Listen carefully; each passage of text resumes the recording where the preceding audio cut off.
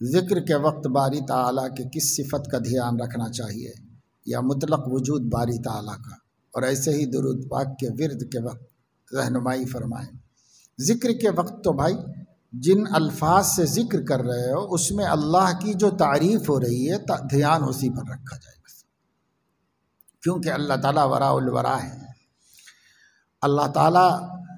غیب الغیب ہے، کوئی بھی اللہ کی کنہ تک نہیں پہنچ سکتا، حقیقت ذات کی کسی کو معرفت نہیں ہے، اللہ اپنی صفات سے پہچانے جاتے ہیں۔ تو دل میں تو آتا ہے سمجھ میں نہیں آتا، بس جان گیا میں تیری پہچان یہی ہے۔ اللہ دل میں تو آتا ہے لیکن سمجھ میں نہیں آتا، تو سمجھنے کی کوشش بھی مت کرو، دل میں آتا ہے لا لو اور دل میں رکھ لو اس کو، یہی ایمان ہے، یہی حب اللہ ہے، اللہ کی محبت ہے۔ اس لیے اللہ تعالیٰ کی محبت، اللہ تعالیٰ کے ذکر کے وقت کسی بھی شخصیت کا تصور ہم نہیں کر سکتے، تصور کتنا ہی وسیع کیوں نہ ہو پھر بھی محدود ہے، اور اللہ تعالیٰ لامحدود ہے، تو تصور میں بھی کیسے آئے گا اللہ تعالیٰ؟ تصور میں بھی نہیں آ سکتا، تصور میں پوری دنیا آ سکتی، تصور میں جنت جہنم آ سکتے ہیں، تصور میں اس سے بھی بڑی کوئی چیز ہے تو آ سکتی ہے، لیکن اللہ اتنا بڑا ہے کہ وہ تصور میں نہیں آ سکتا، کیونکہ وہ محیط ہے ہر چیز کا، تو تصور کا بھی احاطہ کیا ہوا ہے، تصور کے اندر کیسے آ جائے گا؟ تو اس لیے اللہ تعالیٰ کا کوئی تصور نہیں۔ جو بھی اللہ کے نام سے ہمارے ذہن میں تصور آ جائے وہ غیر اللہ ہے، اور اس کو خدا سمجھنا شرک ہے، اس لیے ہم کوئی تصور نہیں کر سکتے اللہ تعالیٰ کے بارے میں۔ اب کیا کرو؟ تو سبحان اللہ کہہ رہے ہیں آپ، اب یہ سوچو کہ جو اللہ ہے میرا وہ عیب سے پاک ہے، الحمدللہ جو میرا اللہ ہے وہ ہر قسم کی تعریفوں کا حقدار ہے، مستحق ہے، اللہ اکبر، میرا اللہ سب سے بڑا ہے۔ اللہ کے بارے میں کوئی تصور جائز نہیں ہے، اللہ کے بارے میں کوئی تصور نہیں ہے، لیکن اللہ موجود ہے، موجود ہونا اس لیے ہے کہ عقل کے نزدیک بھی اللہ کا وجود واجب الوجود ہے، اس لیے ایک ذات کا موجود ہونا ضروری ہے جس سے کائنات کا سسٹم جڑا ہوا ہے، وہ ذات ہے، کون ہے؟ اس کو ہم اللہ کہتے ہیں، اس کو ہم خالق مانتے ہیں، اس کو مالک مانتے ہیں، اس کو محسن مانتے ہیں، اس کو رحمان رحیم مانتے ہیں۔ للہ الاسماء الحسنی فادعوہ بہا، اچھی اچھی صفتوں سے اس کو یاد کرو، اچھی اچھی صفتوں سے اس کو جانو پہچانو، پر اللہ تعالیٰ کا ذات کا کوئی تصور مت کرو۔ جس وقت اللہ تعالیٰ ہم کو ایمان پر خاتمے کی برکت سے اپنے دیدار سے مشرف فرمائیں گے تو وہ تجلی باری تعالیٰ کی کیسی ہے، اس وقت ہماری آنکھیں بھی انشاءاللہ اس سے محظوظ ہوں گی اور اسے دیکھیں گی۔ ابھی وہ غیب ہے، غیب مطلق ہے، اس لیے اس کو غیب ہی رہنے دو، اور اپنے آپ کو اس کے ساتھ لگاؤ، اس کے اسما کے ذریعے، صفات کے ذریعے، اللہ تعالیٰ کی صفتوں کے ذریعے سے۔ تو ذکر میں یہ دھیان رکھو بس کہ اللہ تعالیٰ جو پڑھ رہے ہیں اس کے معنی پہ دھیان رکھو، اور یہ ہے کہ حق تعالی شانہ چونکہ اعلیٰ ہے،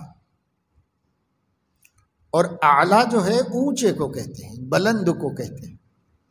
اللہ تعالیٰ اعلیٰ ہیں، ایک ہے علی ہونا جیسے کبیر ہونا، اور ایک ہے اعلیٰ ہونا جیسے اکبر ہونا، اعلیٰ اس میں تفضیل ہے، تو سب سے اونچے ہیں، سب سے بلند ہیں، اکبر کے معنی سب سے بڑے ہیں، اور اعلیٰ کے معنی سب سے اونچے ہیں، سب سے بلند ہیں۔ تو نفسیاتی طور پر ہم جہاں کہیں بھی ہیں، ہمارا اعلیٰ سر ہے، ہمارے وجود کا جو اعلیٰ مقام ہے وہ سر ہے، اور اللہ اعلیٰ ہے تو سر کے اوپر ہے، اس لیے جہاں بھی ہو ہمیشہ اوپر سے اللہ کا تصور کیا جاتا ہے، لیکن اوپر میں اللہ کو تعین نہیں کیا جا سکتا۔ اوپر سے تصور کر سکتے ہیں، تعین کر دیں کہ اللہ تعالیٰ آسمان کے اوپر ہے، اللہ تعالیٰ ہمارے سر کے اوپر ہے، تو یہ بات اس لیے صحیح نہیں کہ اللہ کسی ایک جگہ کے ساتھ خاص نہیں، تو فوق کے ساتھ بھی خاص نہیں ہے، تحت کے ساتھ بھی خاص نہیں ہے، یمین کے ساتھ بھی خاص نہیں ہے، شمال کے ساتھ بھی خاص نہیں ہے، کسی بھی طرف۔ ان اللہ قد احاط بكل شیء علما، ہر طرح اللہ تعالیٰ ہمارے اوپر غالب ہے، فائق ہے۔ اس وجہ سے صرف احترام کی وجہ سے کہ ہمارے وجود کا جو اسفل ہے پیر، یہ ادب کی جگہ نہیں ہے، اور ہمارے وجود کا جو سر ہے یہ اعلیٰ ہے، یہ اسفل نہیں، اسفل پیر ہیں، اعلیٰ سر ہے۔ تو جب بھی اللہ کا ذکر کریں گے تو اوپر سے کریں گے، کیونکہ اللہ تعالیٰ فوق ہے، سب سے اوپر ہے، سب سے اعلیٰ ہے، اس لیے اوپر سے کریں گے۔ جہت اس لیے متعین نہیں کریں گے اوپر کی کہ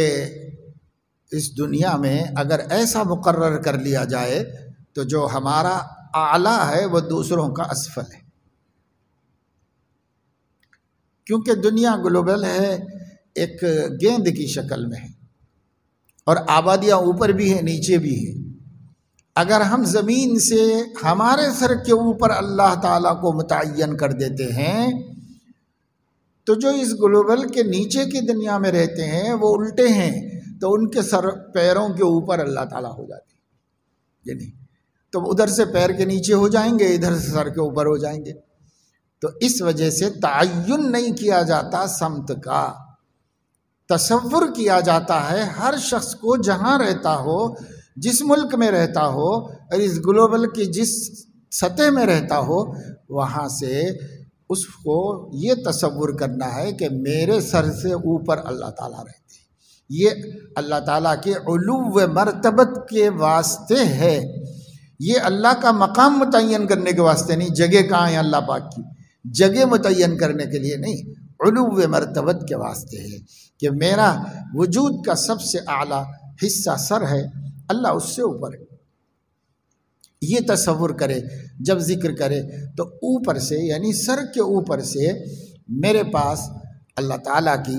قبولیت و تجلی کا نور آ رہا ہے، یہ تصور ہم کر سکتے ہیں۔ اللہ کی تجلی کا،